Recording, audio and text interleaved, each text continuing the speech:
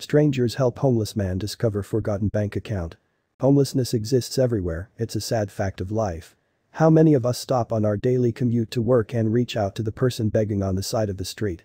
The man you are about to learn all about is one of these invisible people that you walk by every day.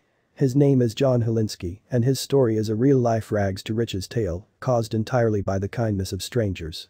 John's home was a cardboard box under a bench in downtown Tampa. He was used to being walked by and ignored, day in, day out. Life on the streets was very tough, but he had become accustomed to it. That was until one day when one kind soul noticed him and his life changed forever.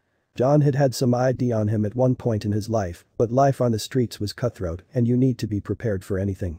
I woke up one day with nothing, mused John. Wasn't that I'd much to take to begin with, but I always kept my social security card on me. That one was a real kick in the teeth.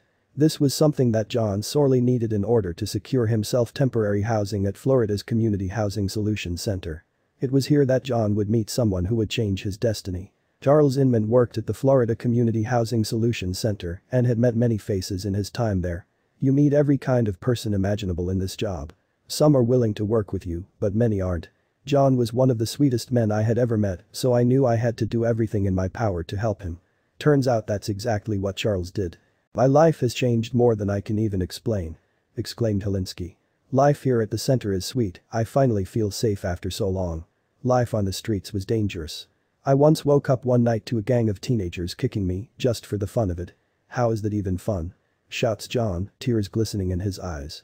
I owe it all to Officer McDonald and Charles, smiled Helinski.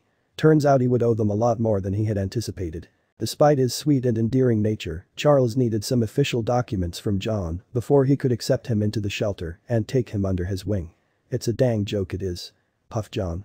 All this paperwork gets in the way of everything these days. Next thing you know they'll be asking for your social security number to buy a popsicle at the store.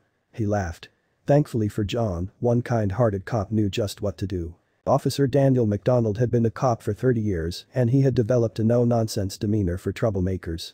However, when you got to know him, his kind heart and warm nature became apparent. I wouldn't have put in the effort I did to help John with just anyone, said McDonald. This guy was just the sweetest old man ever and just so down on his luck that I couldn't help myself. He deserved it, he smiled. So what exactly did Officer McDonald do to help? John Helinski had originally come to America from Poland many years ago.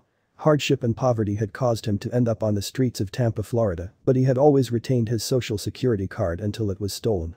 Officer McDonald helped him trace back his original birth certificate from Poland to allow him to apply for a new social security card and secure his place in the shelter. This was only the beginning of Helinski's good fortune.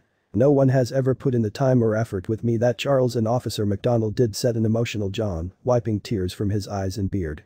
To go from having nothing, being robbed in my sleep, being attacked and feeling like nothing to this, I feel truly blessed, murmured John with a smile.